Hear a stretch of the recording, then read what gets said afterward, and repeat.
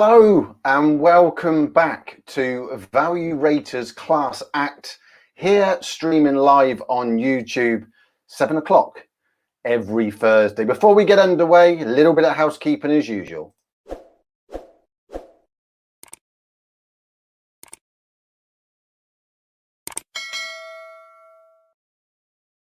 Yes, I know I keep on saying it, but if you could give us the thumbs up, that'd be great. That just lets me know that you're enjoying the content, but it also lets YouTube know that you're also enjoying the content, so you'll be showing even more of it. How about that then?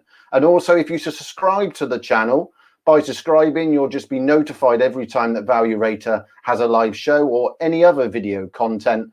Obviously, a lot of what I talk about is time sensitive. And next to the subscribe bell, just click on that bell and you just need to select all, and that'll just ensure that on your phone or your desktop or wherever you view on YouTube, you'll just have a notification each time.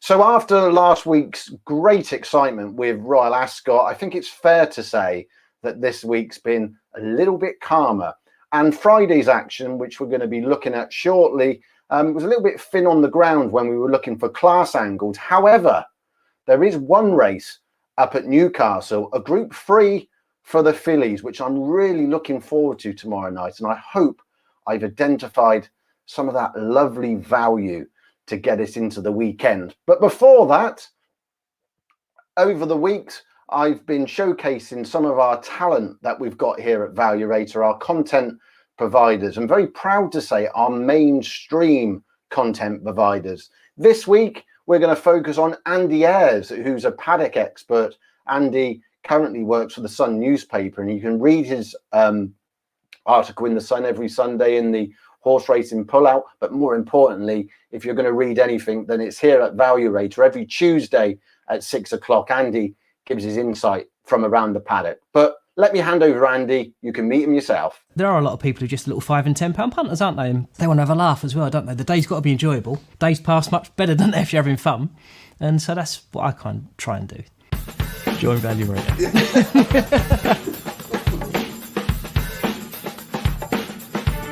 By the time I was 10, I was going racing on my own, hopping off school, getting blokes to take me into the races because you had to have an adult with you. So I'd stand outside and say to all the blokes, you pretend you're my dad. So I've always had that feel for it.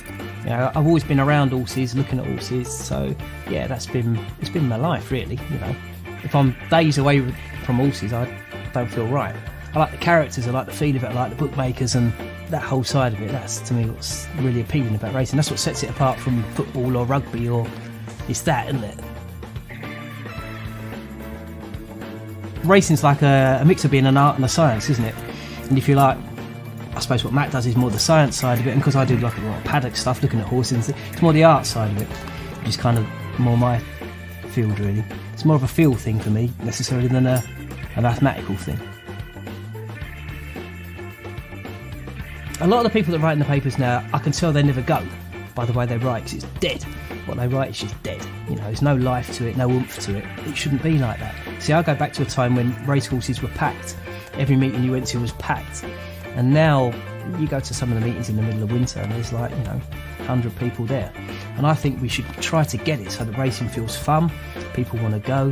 That's what I try and do when I'm writing. I try to make it sound like something that you'd want to go and watch, rather than something that's just full of old men looking at racing posts and no one having any fun. You know, I think it should be fun and enjoyable, as well as a way of earning your living. Just experience, really. I mean, I've looked at God knows how many thousands of horses over the years, so if I don't know what I'm looking at now, I'm in trouble. I laugh and joke a lot, but I am actually serious about what I do. I just like to make it fun, as well as, profitable.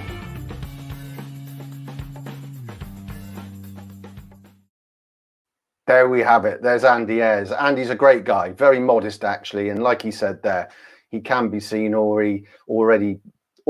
always messing about, but there's a great mind there, and I enjoy my conversations with Andy. You can read him every Tuesday. I say just visit the website. We just need your email address. And by the way, if you've got any comments or fancies yourself for Friday, let us know. We've just had a message come in from Glenn. He's just saying hello to everyone there. But if you've got any fancies or opinions, or there's anything that you might want me to cover in future shows here at Value Rated Class Act, then leave me a comment. I'll always do my best to reply, but they'll always get read. Right, let's get on with the action on Friday. I'm not going to have to do a weatherman report for you this week, because the race I'm going to be concentrating on is the 720 at Newcastle, which is an artificial surface there on the all-weather. And as always, just familiarise ourselves with the track. I think Newcastle went all-weather probably around, I think I'm right in saying around 2015. It was around that time anyway.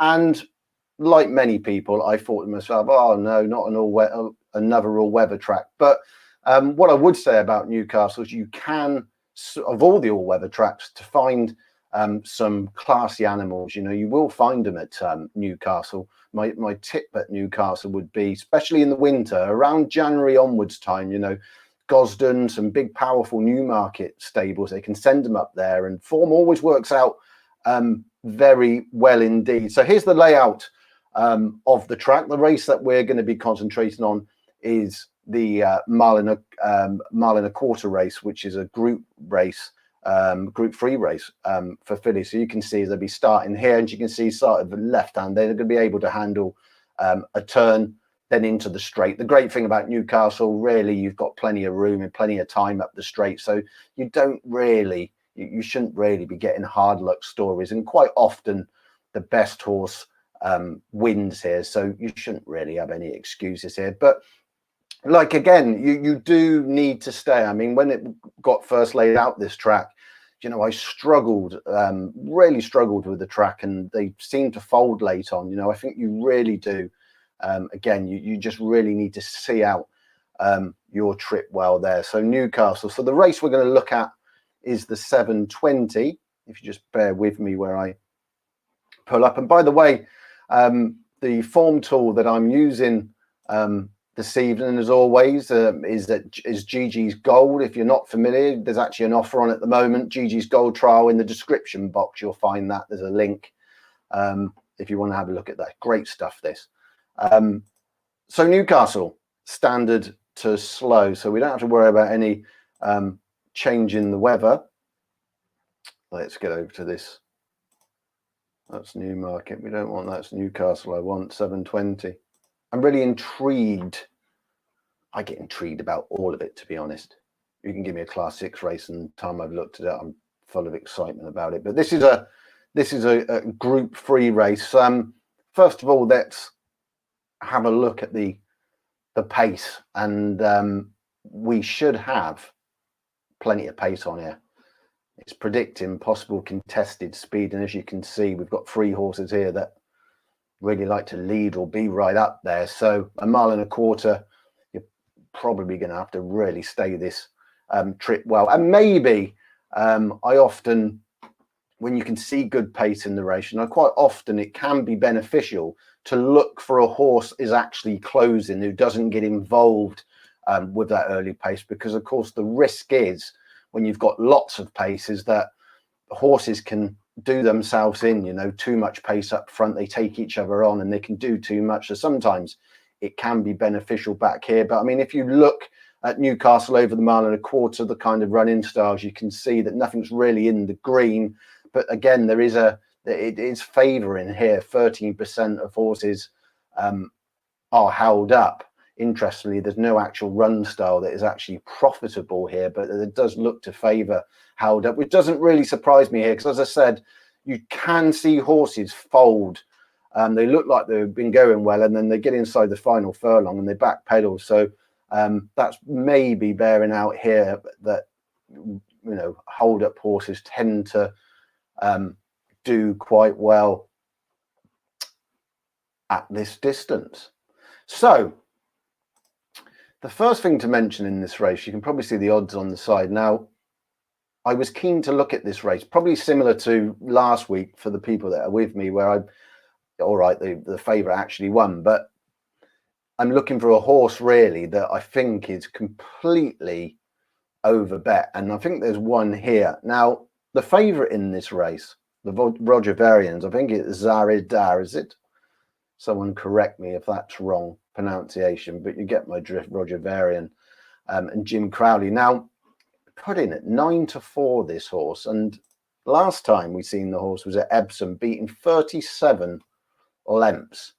Now, I've delved into the jockey's comments as well. They basically, the jockey went back and said that the horse failed to get home on the ground. They weren't actually blaming the good to soft ground, but the test of stamina on the ground was too much.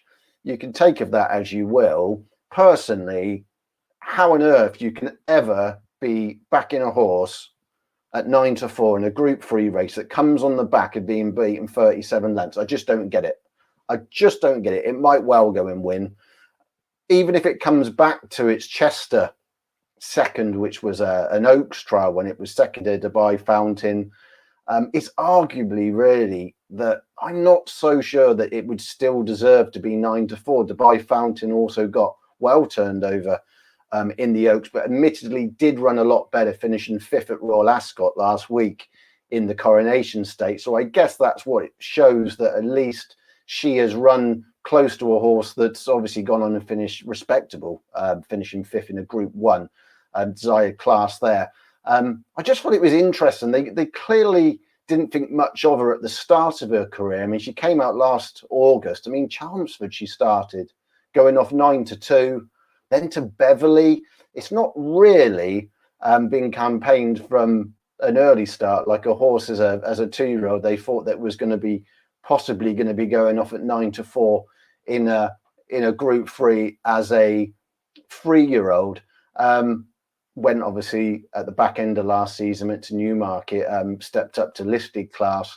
I don't know. I just think at the prices, I had to be against this. I had to find something. I just can't have. I honestly wouldn't want to be backing this horse at 5-1. You know, I just think off the back of such a poor run. And for me, and I said it last week, when you come into group races, I just think you need to be in better form. I've got to be against that in this race. So what was we kind of left with? I mean, we've got 4-year-olds, we've got 4 4-year-olds and the rest are 3-year-olds. So as you can see, the 4-year-olds have to carry more weight and the 3-year-olds get an allowance. It's no easy thing to do for a 3-year-old, even though they get weight. But in this race, I do think it will go to a 3-year-old. I wasn't very keen at all on the 4-year-olds for one reason and another. I suppose of the 4-year-olds, David Sincott's horse here, that now they're reaching for the cheap pieces, but his recent form leaves an awful lot to be desired. 18 runs, no wins. I hope he hasn't, I've said that, and I hope he hasn't had a winner this afternoon to disprove that. But even so, the cheap pieces have gone on for the first time. A little bit disconcerting for me that. I watched the horse with interest at Haydock last time. I remember assessing the race, and there was no pace in the race. And Oisin Murphy, rather at pains, I felt, to sort of lead her to what was a slow gallop and looked like it was going to fold like a cheap suit, but then did keep on, which maybe indicated why they're going to the cheap pieces. But even on the best form, you know, I don't know. Maybe the cheap pieces will have the desired effect, but I do think that this race will probably go to one of the 3-year-olds. Let's just spin through a few of them. Mr. Beckett's horse here, massively up in class, was beat first time at Lingfield and looks like they surprised the yard because she went in at 33-1. Now, I don't think it's any secret, or I'm not giving away any secrets, but Mr. Beckett is a gambling yard, and they obviously were surprised that night. She was impressive in the form of this Chelmsford run. If you want to go and have a look at it, there have been plenty of winners coming out, but they haven't been obviously anything up to group standards. So it's a big ask, but maybe because she's basically fooled them a bit going in at 33-1 that time. They're not quite sure what they've got, and maybe she doesn't show her much on the gallops at home, but she's massively up in class here. And yeah, it's a very, very big ask. Sea Impress is another one stepping up in class. Good thing about her is obviously she's got form at Newcastle on this artificial surface. The horse she beat that day has actually gone on, not, you know, to do okay actually, which indicates to me that Sea Express probably has got, well, at least listed class. Whether she can step up to this Group 3, we'll have to see. All I would say is that her last run at Chelmsford, when she was second, Maltail, who she beat, scrambled in on Saturday evening at Haydock. I watched that race, and Maytal made very, very heavy weather of it. Not to say that Maytal is absolutely useless, because it's not. It's clearly a useful animal, but on balance, 3-1, this has been put in. I just thought it was terribly short. The two I like in the race, and the first one I mention is the other actually Haggis horse, who personally I just think they've gotten the wrong way round in the market here, and that's Lilac Road. Now, Lilac Road last year started winning at Doncaster, and then at least was campaigned as a 2-year-old in a Group 2 race, was beaten 2 lengths at Newmark, at Doncaster, and then went to actually run at Group 1. So as a 2-year-old, they've clearly felt Lilac Road has got that kind of class. This year at Kempton, first time out this season, made all. It was a really good performance. I remember watching this race on the afternoon and thinking to myself, this horse looks like it developed into a very, very useful middle distance horse, which of course the horse is running over that distance today. And also a very big positive for Lilac Road is that it's got Kempton form there. Again, an artificial surface, which should be well suited for Newcastle, but it was really comfortable stuff at Kempton when you watch the replay back, and she just looked like she was just crying out for a little bit further there, and that's how it looked when she ran at Goodwood the next time.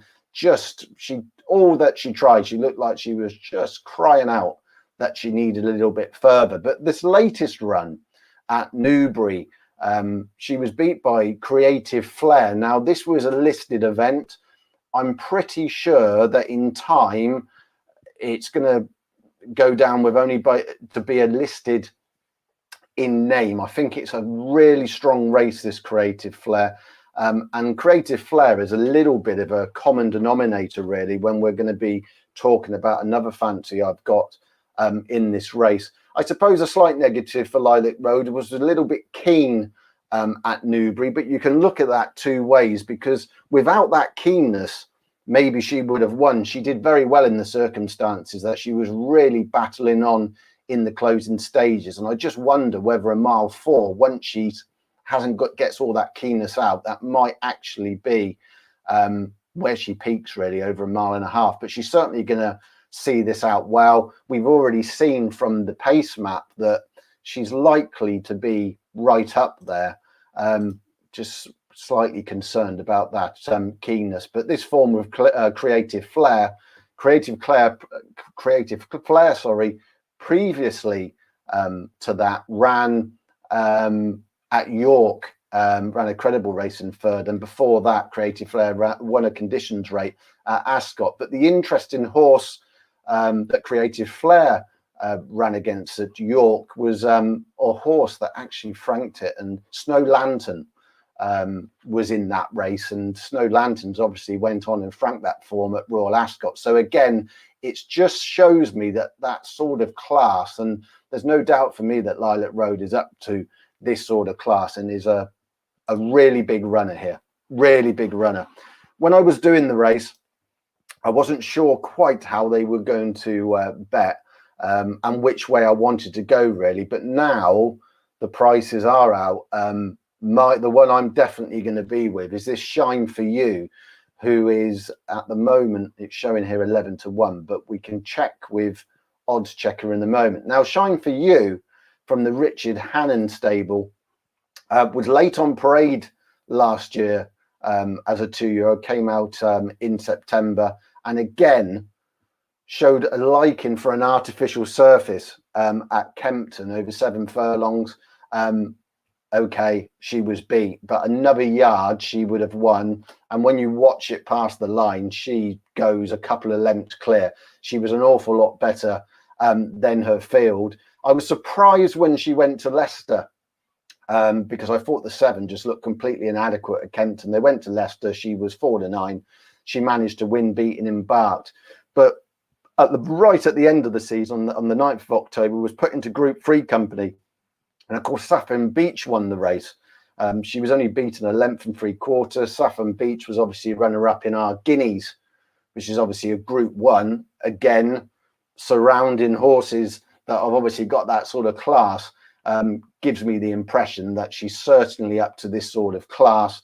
And last time at York, at the mile, even though she raced a little bit wide, she looked to me like she was crying out for a little bit further.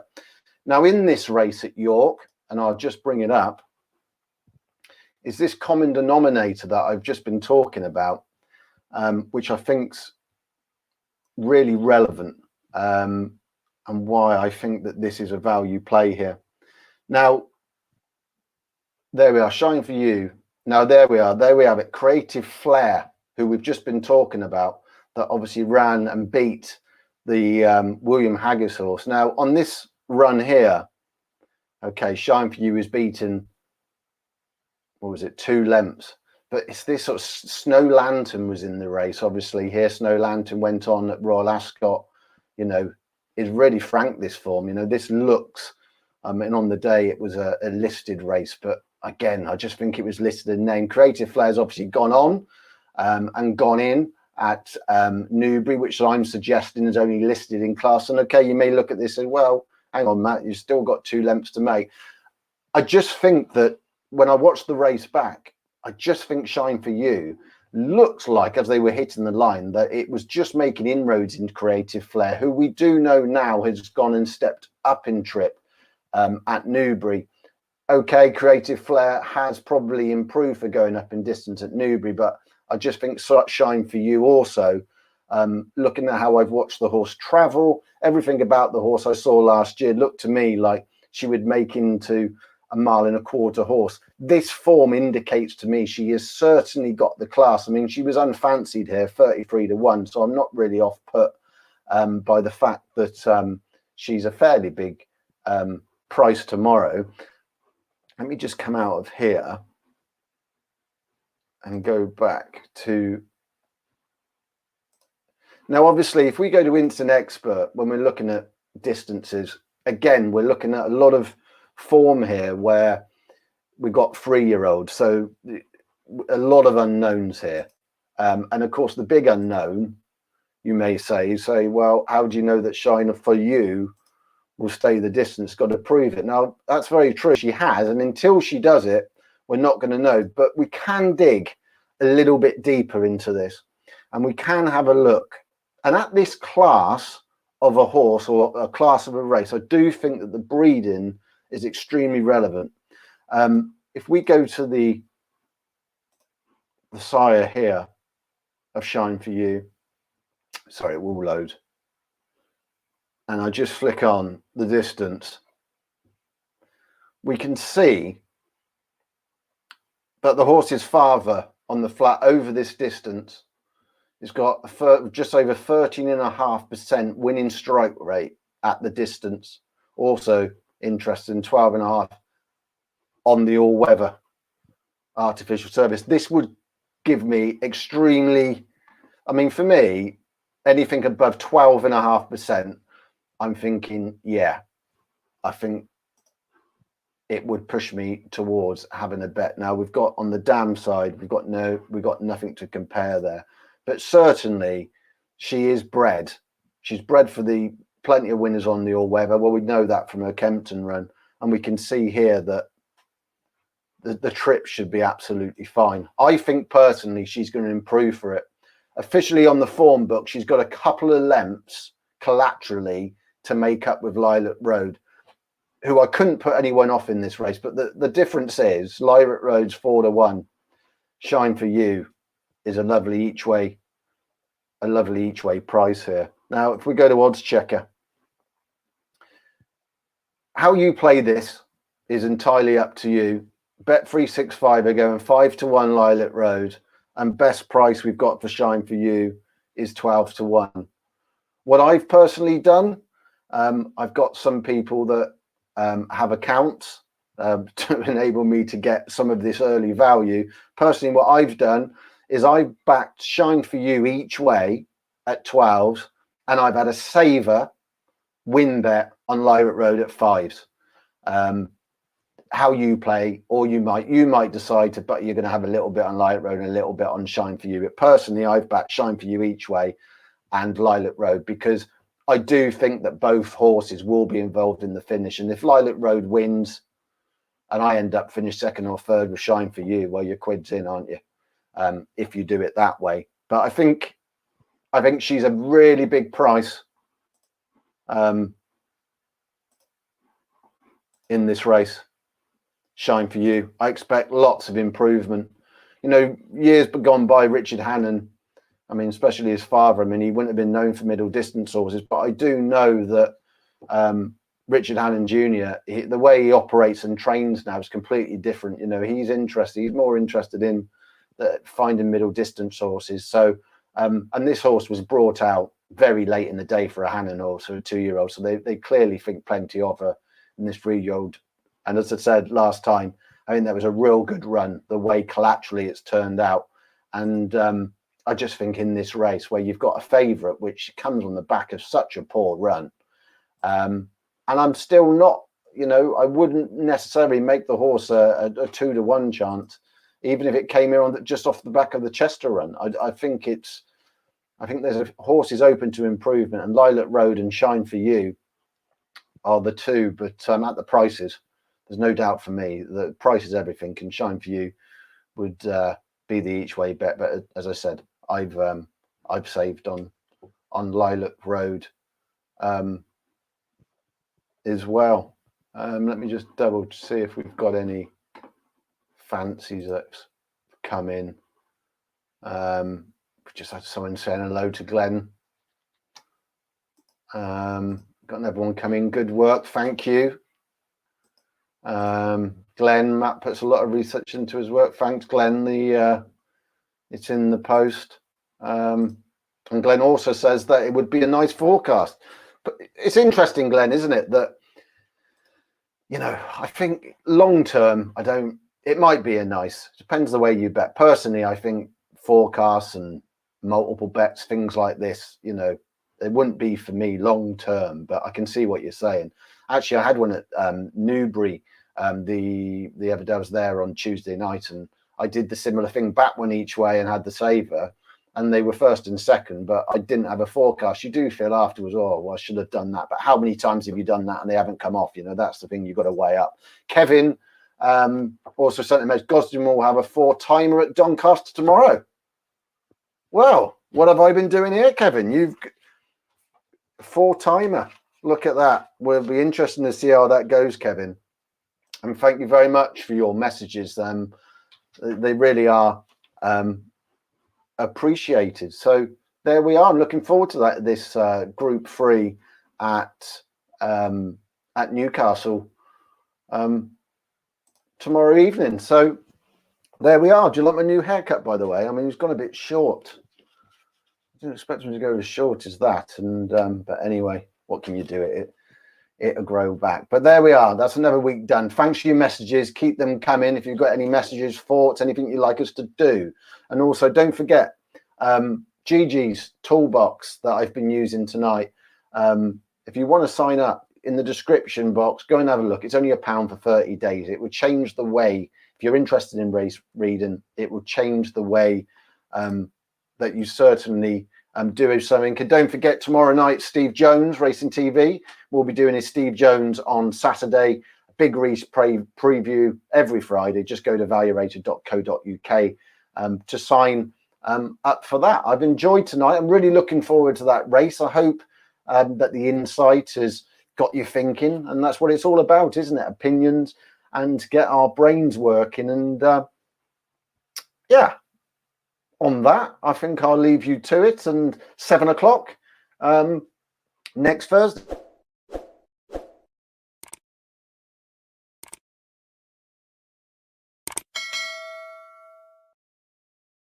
I pressed the button a little bit too early there, but thanks again and have a great weekend.